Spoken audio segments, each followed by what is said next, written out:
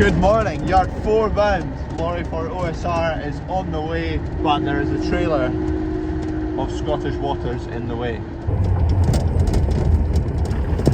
Right, that's us. Dad's here now, and he can get in and out the shed. So get that lorry loaded up. I'm heading along the way back to the coos. I just need to find my dog. She has appeared. Good girl.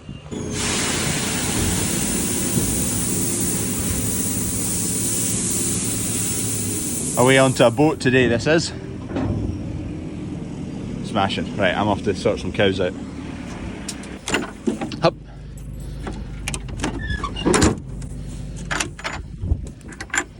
Here comes the helper. Who's got his toast with him? Aye, Betty. Betty's trying to chomp his toast. Yep, you get that one.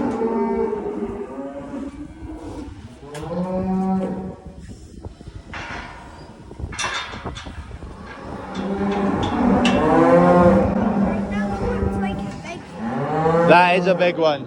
That might be the heaviest one, or second heaviest. That one's about 600 kilos. 600? Yeah. How many kilos do you weigh? You're about 22. 22. Or maybe you were 27. Don't let them out. Wave your arms about. What's these on the left, Freddie? What's these ones? Freddie's my doorman, so the calves don't escape. Yeah, keep going, keep going. Good job. Some of these beasts are starting to motor. Freddie's getting this mastered now. Oh, Freddie, you've got a calf all tangled in net. We'll need to get it off him. Oh no, it's caught in his ear tags. There we go, that's it. Right, you roll that all up. Heave! Do you want a hand? Right, you ready? 1, 2, 3. Push, push, push, push! Push, push! Oh, well done. Get your legs into it. This shed's brilliant just for being safe.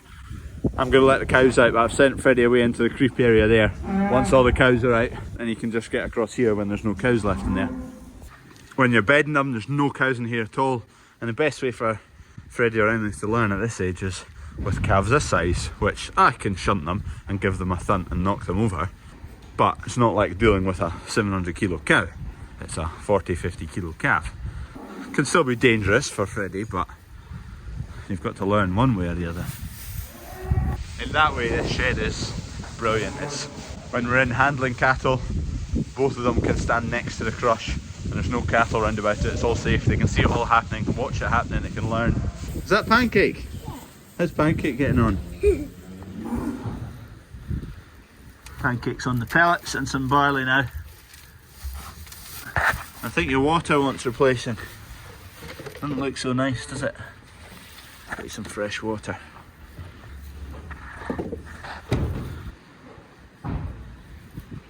Right, there you go, Freddie. Across you go. Jump through. What time is it now? Peace time.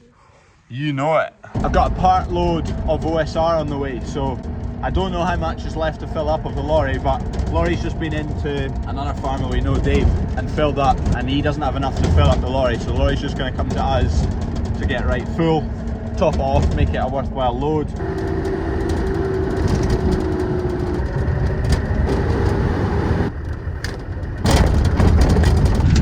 Ken's got everything done now at yard 3.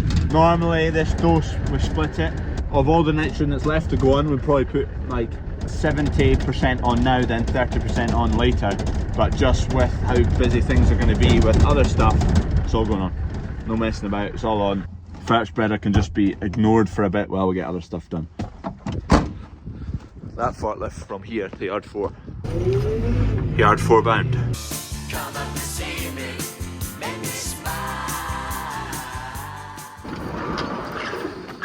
Let's get some fert out here. Lorry's just arrived there, so I'll load up Kev quickly. He's just in the yard here. And then Dad's going to come and ferry me back to get my Land Rover.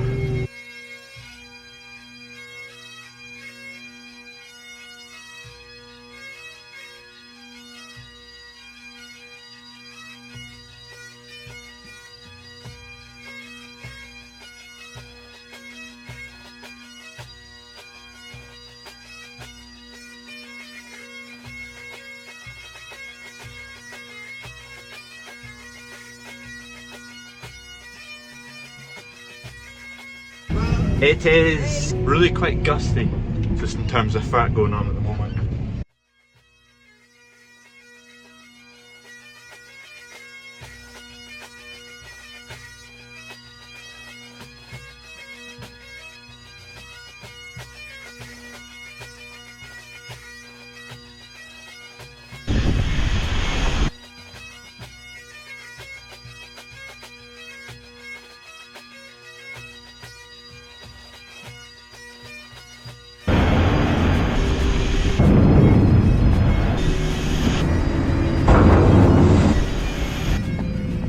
Done! Lorry's away.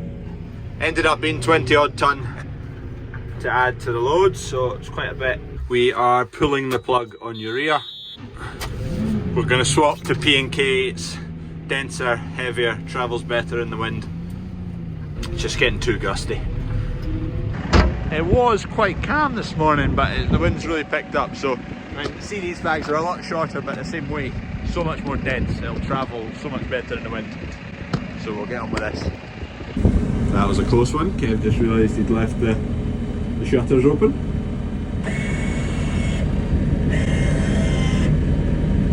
You'd get a fair bit more in there, but no point lugging about too much weight, with the field conditions especially. Ideally we'd still be doing urea, it's not ideal. The P&K is just really keeping the soils, P&K levels decent. They would be fine for a year if you didn't do anything. So the year it's been, we were kind of just keep on with urea and not bother, but it's too windy for that. At least get something done. Another lorry is 5 minutes away. I'm just at yard 2, I'm going to grab a decent brush, rather than half a brush. Get that loaded up.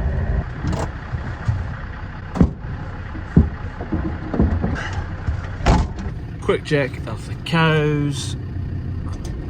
All good, no action, 13 left to calve. Cattle update, cow with the heart condition, still alive, seems quite perky, still to calve. The Simmental that had a bit of pneumonia seems to have cleared up and seems fine now, still keeping an eye on it.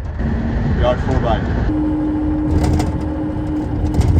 Just fine timing, Kev's filling up and then the lorry will just be arriving. It's getting mankier every time I see it, the tractor. Must be finding wetter and wetter spots. Not too bad, to be fair. Timing could not have been better. Just loused that off. Kev's heading out and lorry is coming in. Another Steel and Murdoch, this is the last one. And then that's the rate. Well, there's still 2 loads to sell, but that's all the ones that are sold from out of this shed. Once there's 1 load out of here, there won't be 2 loads left.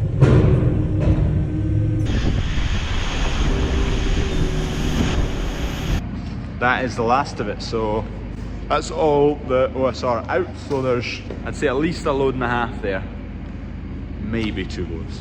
Another Steel and Murdoch and Nelsons that have been shifting all this. Yard 1 bound now, where a clutch spring on one of the new Hollands has broken, so I'll need to fix that. Dad must have jumped in it to go and do something and the spring went ping. Oh, there's someone drilling in the distance. Maybe we should just get going.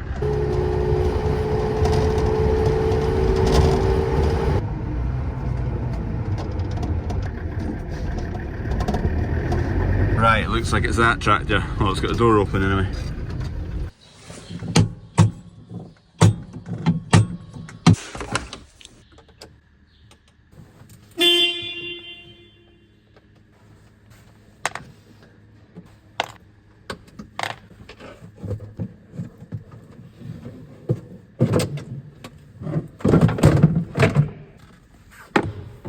So there's meant to be a spring in there that holds this up. There's meant to be a spring up in there between that hole and somewhere back there. I'll show you on the other tractor there. That's it in there. So from there to there.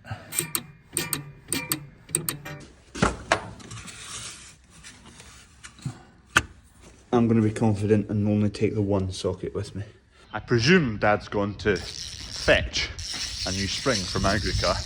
It was a 13, although I should have got a longer extension.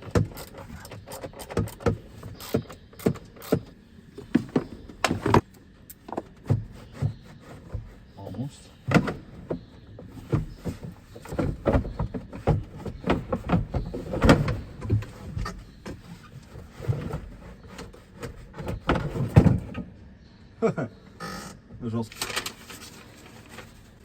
There's all the sprayer lines that I put down there and they disappear.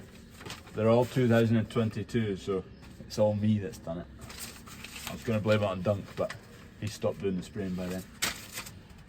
Easy access now, or easier. Just need to wait for Dad and hopefully a spring. I'll just phone him now and see if he's actually getting one. It's still going to be a bit of a pain getting it lined up with that hole there and the other hole, because I've not got complete access. Dad has arrived with a spring. Just gonna get a torch. They're fairly stiff springs, so it's just gonna be prying it into place. Will be a wee bit tricky. That'll be the tricky bit. Where's all my batteries? I'm only left with wee piddly 2 ampere ones. Fine on a torch, but these are useless on anything else.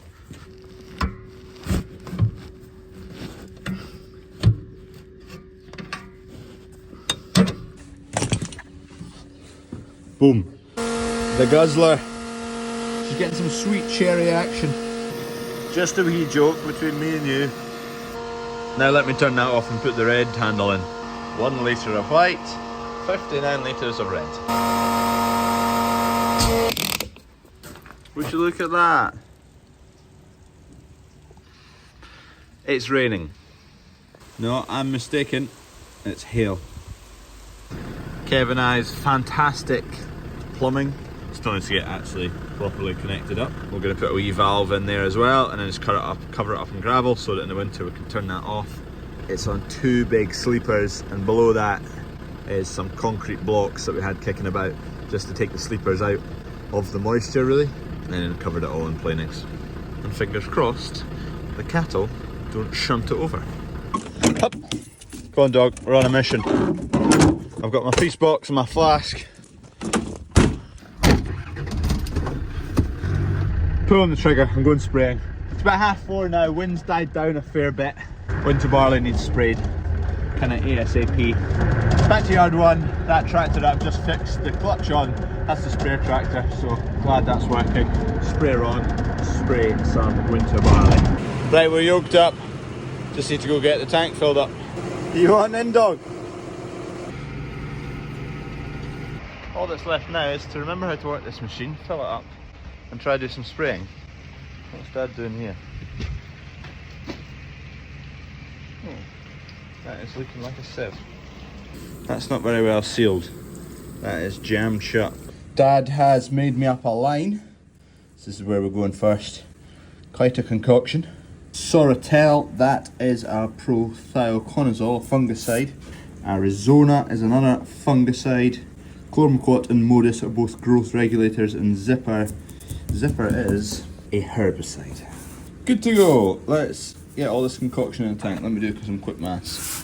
Oh, it's a 16 hectare block. Perfect. 1 tank, that equals 200 litres. Because it's 3,200 litres I get in a tank, so that makes it very easy. 16 hectare block.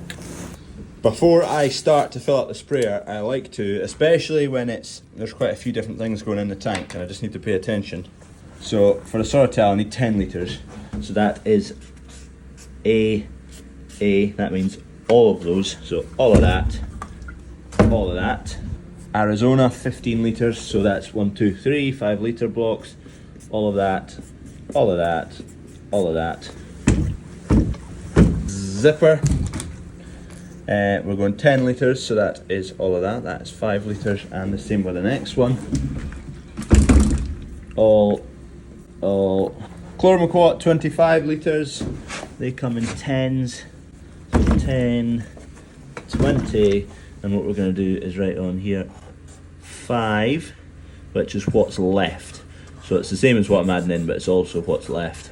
If I was putting on 2 litres from this thing, I would write 8 on the side of it, and I would know to use 2 of it, and then for next time I know there's 8 left in it. But this time it's all 5 litres left. It's always left, that's what I do. All chemicals are in, water's just topping off. Let's go spraying. Oh, where's my dog? Right, we're off. First bit of spraying this year, 2024. Unbelievable. Fractionally nervous about entering this field with a full sprayer. Are we being slightly gung-ho?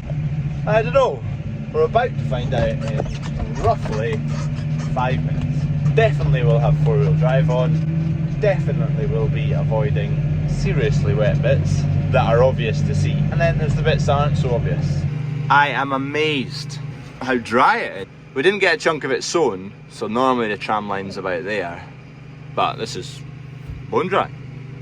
No problem at all. I hit a wee soggy bit back there, but where there's no flipping crop at all. That's going to be the worst of it. There's a couple of ruts there, but to be honest, it's absolutely miles better than I thought it was going to be. That's firm. It's good. It looks worse than it is. I've not actually sunk any more than what was there already. Crop looks mediocre as hell on the end rig here. The rest of the field looks not bad, but this end rig, it's never looked like it was going to be much use, this end rig.